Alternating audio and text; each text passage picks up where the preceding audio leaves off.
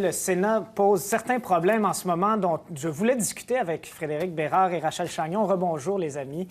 Fait très plaisir. Donc, d'entrée de jeu, les problèmes du Sénat, rapidement, quels sont-ils? Bien, multiples. Ça, on peut partir avec le mode de nomination des sénateurs qui est hautement problématique parce qu'il donne lieu vraiment à une cooptation avec clientélisme et favoritisme. Et on l'a vu ces récentes années, ça a posé particulièrement problème. Ensuite, se pose la question de que fait le Sénat exactement? C'est une Chambre qui ne fait que refaire une seconde fois ce que fait déjà la Chambre des communes. Est-ce vraiment si nécessaire? Vient ensuite toute la question du coût du Sénat. C'est dans un monde où on nous dit qu'il faut vivre plus modestement. À quoi nous servent ces gens qui reçoivent d'excellents salaires et, bon, dont on ne sait pas trop s'ils sont si utiles à la fin? Parce que quel est le rôle du Sénat à l'origine? Bien, en fait, c'est ça. Moi, je suis d'accord avec ce que dit Rachel. La question des coûts, moi, ça me dérange moins. La question de la nomination, ça achale un peu, mais je pense pas que c'est ce qui est le plus problématique. C'est vraiment la question du rôle du Sénat, à mon sens, qui est le problème actuellement.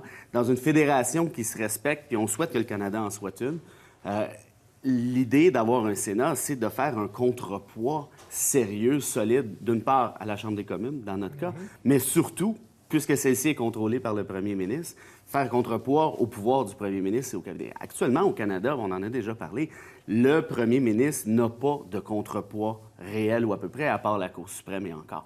Donc, de ce fait-là, je pense que d'avoir un Sénat qui soit effectif, qui soit efficace, sans reprendre les formules de Meach, mais quand même, je pense que c'est la clé. Si on regarde les fédérations à travers le monde, les États-Unis, par exemple, ou l'Allemagne, pour nommer que ces deux fédérations-là, le Sénat joue un rôle excessivement important et ça vient d'une part enrichir la démocratie et créer ce qu'on appelle le système de check and balance. Donc, en d'autres termes, le premier ministre ne peut pas tout faire.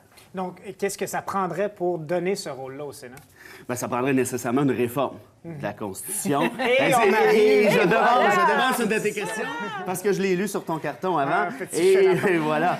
Mais effectivement, Stephen Harper a essayé avec la Cour suprême en disant, bien, avec son renvoi sur le Sénat, est-ce que je peux pas modifier unilatéralement ou pratiquement le Sénat? La Cour suprême lui a répondu non, ce qui est la réponse assez évidente. N'importe qui regardait les questions que Harper posait à la Cour suprême. Mes étudiants en constitutionnel 1, après une semaine, étaient capables de répondre exactement la même chose que la Cour suprême parce que c'est évident, c'est écrit noir sur blanc. Ça prend une façon multilatérale de procéder à l'amendement et la réforme. Cette fameuse formule d'amendement, Rachel, qui est très onéreuse, là, ça prend beaucoup de choses pour pouvoir changer la Constitution. C'est le chef-d'œuvre de Pierre-Éliott Trudeau, la façon par laquelle il s'est assuré que personne ne toucherait plus jamais à sa Constitution. On pourrait l'accuser d'un certain machiavélisme à ce niveau-là par rapport à la... Parce que, en fait, soyons pas si pessimistes. On arrive à modifier la Constitution canadienne sur certains enjeux. On est arrivé à le faire sur les questions autochtones lorsqu'on réussit à amener tout le monde autour d'une table, autour d'un enjeu consensuel. Le problème du Sénat, c'est ce que veulent les uns n'est pas nécessairement ce que veulent les autres. Et à travers tout ça, il va y avoir les personnes qui vont se dire, bien, moi, je vais en profiter pour y rajouter mes demandes spéciales. Et c'est là que ça devient presque impossible. Et en attendant, bien, on reste toujours avec le même problème qu'on devrait avoir un Sénat efficace. Moi, je suis d'accord avec Fred là-dessus. Je veux dire, toute fédération qui se respecte doit avoir une Chambre des États fédérés. C'est comme ça qu'une fédération fonctionne. Parce que c'est ça, à l'origine, le rôle du Sénat, c'est représenter les régions, si on veut. Bien, dans une fédération, habituellement, c'est ça. Il y a une représentativité régionale qui actuellement n'existe pas au Canada. En fait, il n'a jamais existé, non, soyons non, effectivement. Parce qu'en fait, les sénateurs sont attitrés à un district. Qui est ton sénateur?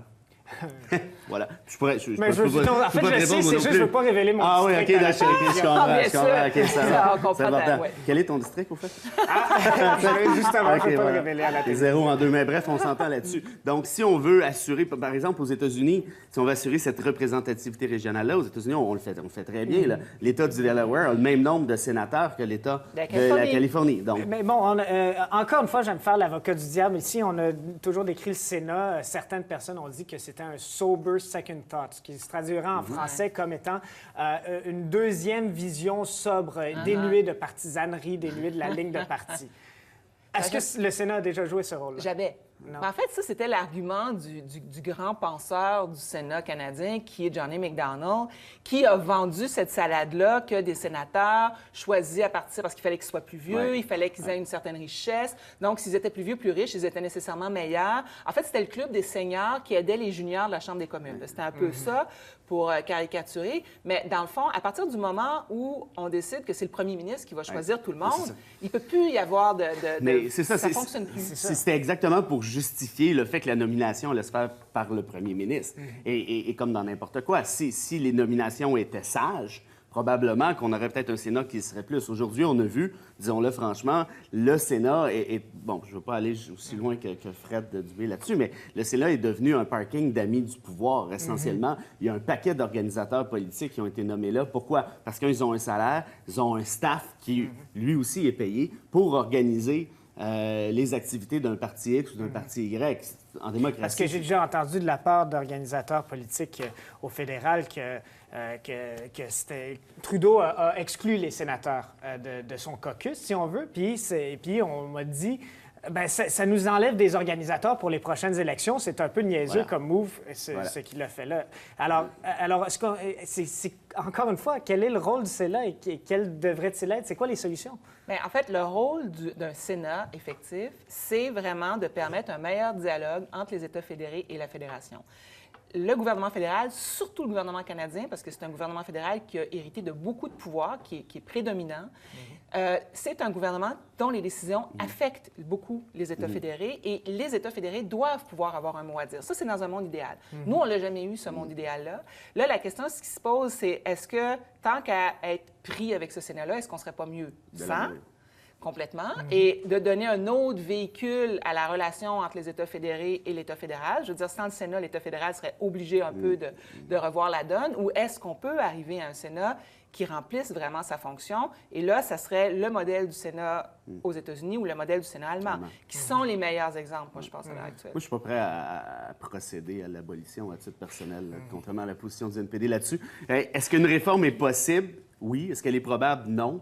Est-ce que ça va prendre une tonne de volonté politique qui n'existe pas actuellement? C'est clair que oui. Mais d'abroger parfaitement cette institution-là sans lui donner une chance de réforme sérieuse, franchement, moi, je ne suis pas encore rendu. Est-ce que tu es prêt à relever le défi de mettre toutes les provinces autour d'une ronde constitutionnelle? Pas premier ministre. Ça, c'est la réponse facile. Vas-y avec la réponse compliquée. Tu sais, des fois, mettre la clé dans la porte, c'est partir sous un autre nom. C'est aussi la solution de dernier quelles ont recours. été les tentatives sérieuses de réforme du Sénat? Il y a eu Meach, bon, c'était un peu dilué. Il y a eu Charlottetown, c'était excessivement dilué. Et depuis ce temps-là, qu'est-ce qu'il y a eu? Bon, absolument rien.